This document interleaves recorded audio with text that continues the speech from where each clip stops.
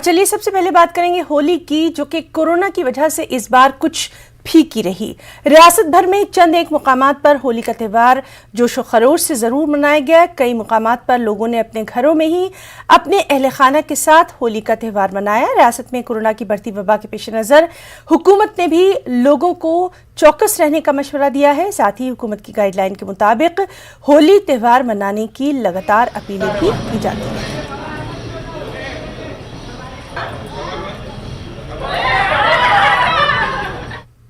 वहीं अब बात करेंगे कोरोना की। तेलंगाना में कोरोना के मामलों में लगातार इजाफा देखा जा रहा है। पिछले 24 घंटों की अगर बात करें तो रियासत भर में 33,930 अफराद का कोरोना टेस्ट किया गया, जिसमें से 403 अफराद कोरोना से मुतासिर पाए गए। कल एक ही दिन की अगर बात करें तो कोरोना की वजह से 2 मरीजों की मौत हुई।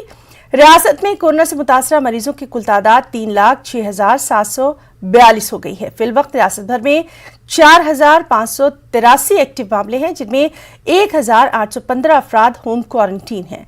ग्रेटर हैदराबाद के हुदूद में 146 नए कोरोना के मामले देखे गए।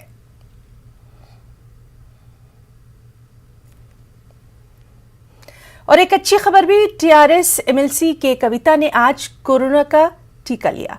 निम्स अस्पताल पहुंचकर के कविता ने कोरोना की पहली खुराक ली। उन्होंने तमाम अफराद से बिला खौफ होकर वैक्सीन लेने की अपील भी की।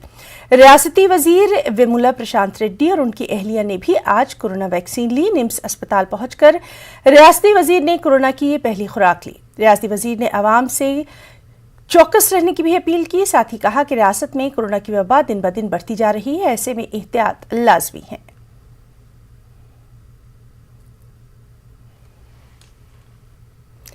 तेलंगाना में कोरोना के बढ़ते मामलों की वजह से रियासती हुकूमत ने कुछ गाइडलाइन जारी की है। इन्हीं गाइडलाइन को मद्देनजर रखते हुए कल शब बारात के मौके पर हैदराबाद की तारीखी मक्का मस्जिद में बैरून अफराद को नमाज की इजाज़त नहीं दी गई थी। मुख्तसर अफराद की मौजूदगी में शब बारात की इबादतों का एहतमाम किया गया। रियासती हुकूमत ने मजहबी इज्तिमात पर भी पाबंदी आयद कर दी है। इसी के पेश नज़र मक्का मस्जिद इंतजामिया ने हुकूमत की गाइडलाइन पर अमल करते हुए मुख्तसर अफराद की मौजूदगी में शब बारात की इबादतों का एहतमाम किया। हुकूमत की गाइडलाइन को ध्यान में रखते हुए शहर हैदराबाद के कई मुकामात पर शब बारात के जलसे भी मुलतवी किए गए।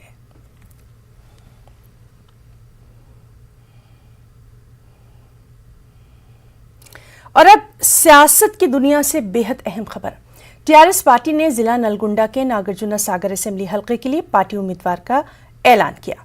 आंजहा ने रुकने असेंबली एन नरसिम्हैया के बेटे एन भगत को टीआरएस पार्टी ने नागार्जुन सागर असेंबली हलके के उम्मीदवार के तौर पर मुंतखब किया। तेलंगाना भवन में वज़ीर आला केसीआर ने एन भगत को बी फॉर्म हवाले किया। कल एम भगत टीआरएस उम्मीदवार के तौर पर अपना पर्चा नामजदगी दाखिल करेंगे। एम भगत ने उन्हें उम्मीदवार मुंतखब करने पर वज़ीर आला केसीआर का शुक्रिया भी अदा किया। और चलिए इस मामले पर बातचीत के लिए हम सीधे रुख करेंगे टीआरएस एमएलसी भानु प्रसाद राव का, और उनसे हम कुछ चीज़ों को जानने की कोशिश करेंगे। भानु प्रसाद जी, सबसे पहले तो हम आपका बहुत बहुत इस्तकबाल करना चाहेंगे न्यूज़ 18 उर्दू में, और आपसे जानना चाहेंगे जिस तरह से इन नाम का ऐलान किया गया, अगर हम थोड़ा सा पीछे जाएं तो दुबाक पर नज़र डालेंगे जहां टीआरएस पार्टी ने आंजहानी एमएलए की अहलिया को टिकट दिया था, लेकिन क्या नतीजा निकला वो हम सब ने देखा। क्या यहां पर भी तो ऐसा कोई चांस नहीं खेला जा रहा? नहीं, वैसा तो दुबाका का सिचुएशन कुछ अलग था और यहाँ का सिचुएशन, यहाँ का माहौल अलग ही है। यहाँ पे नुमला नरसिम्हैया जो इंतकाल हुआ था, हमारा एमएलए साहब को जिनका इंतकाल हुआ था, वो एक बहुत पॉपुलर लीडर थे। वो 5 बार वो चुन के आए है एज ए एमएलए। पहले कम्युनिस्ट पार्टी से चुन के आते थे, बाद में ही joint TRS party, and TRS party से एक बार हार गया, फिर भी द नेक्स्ट टाइम चुन के आ गया। वो भी पॉपुलर लीडर, यहाँ के जो कांग्रेस के वरिष्ठ नेता है उनके ऊपर चुन के आ गया।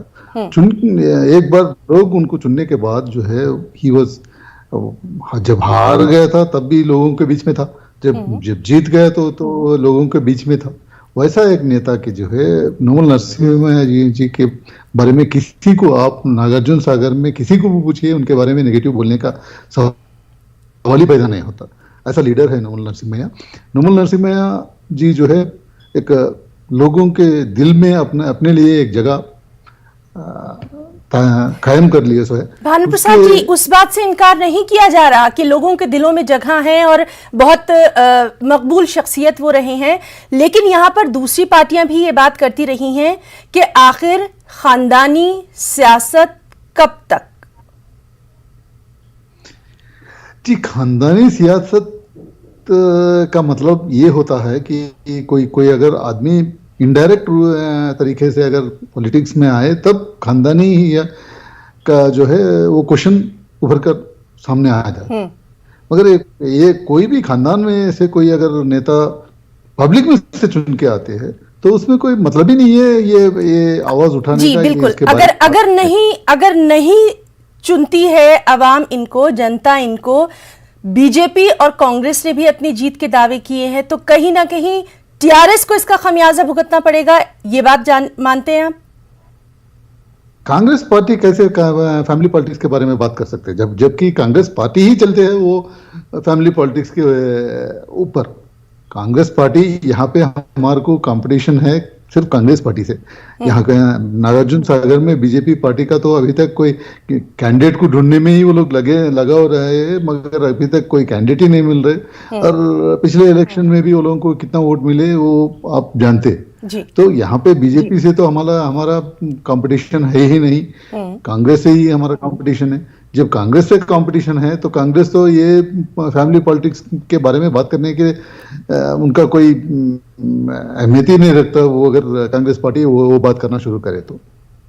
लेकिन बीजेपी की मकबूलियत में भी तो लगातार इजाफा देखा जा रहा है। टीआरएस की कुछ तो खास हिकमत अमली होगी, कुछ तो उम्मीदवार में देखा गया होगा।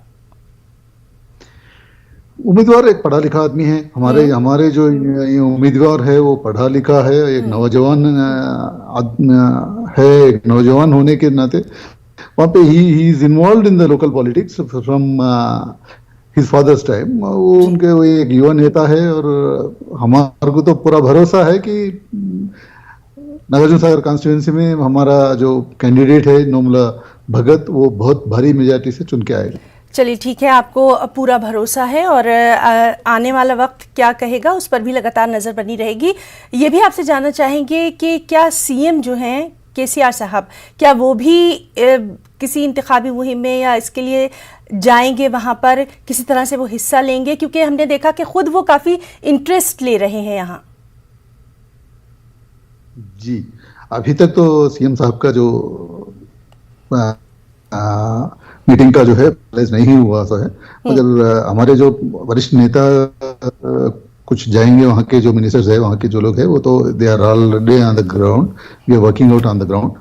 तो सीएम साहब का तो मीटिंग के बारे में अभी तक फैसला नहीं हुआ सा है, वो आगे देखना पड़ेगा जो उसके।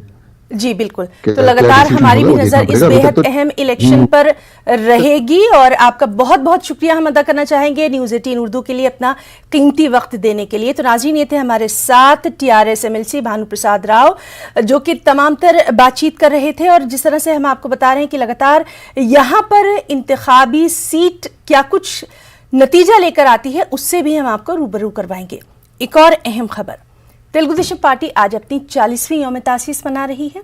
40वीं यौम तासीस के मौके पर खम्मम में तेलुगु देशम पार्टी लीडरों और कारकुनों ने मुजस्समा एनटीआर पर फूलमालाएं पेश की। एनटीआर भवन में परचम कुशाई की गई। तेलुगु देशम पार्टी की खम्मम पार्लियामेंट कमेटी के सदर वेंकटेश्वरलू की क़यादत में तक़रीब मुनक़्क़िद की गई। इस दौरान आन-जहानी एनटीआर की खिदमत को याद किया गया। इस मौके पर वेंकटेश्वरलू ने कहा कि तेलुगु देशम दौरे हुकूमत में रियासत की अवाम बेहद खुश थी। उन्होंने कहा कि मुस्तकबिल में बहुत जल्द रियासत में तेलुगु देशम पार्टी की हुकूमत कायम हो जाएगी। शहर हैदराबाद के मज़ाफ़ाती इलाके कुशाईगुड़ा में भयानक आग का हादसा पेश आया। कूलर की दुकान में लगी आग करीब में वाक़े चाइना मार्केट में फैल गई। इत्तला पाकर फायर ब्रिगेड अमले ने मौके पर पहुंचकर आग पर काबू पाया। मुतासरा दुकान मालकिन ने जानकारी दी कि इस हादसे में तकरीबन 40 लाख रुपए का सामान जलकर खाकसर हो गया है। जीएचएमसी के साबिक मेयर बी राम मोहन राव ने इलाके का दौरा करते हुए सूरत हाल का जायजा लिया।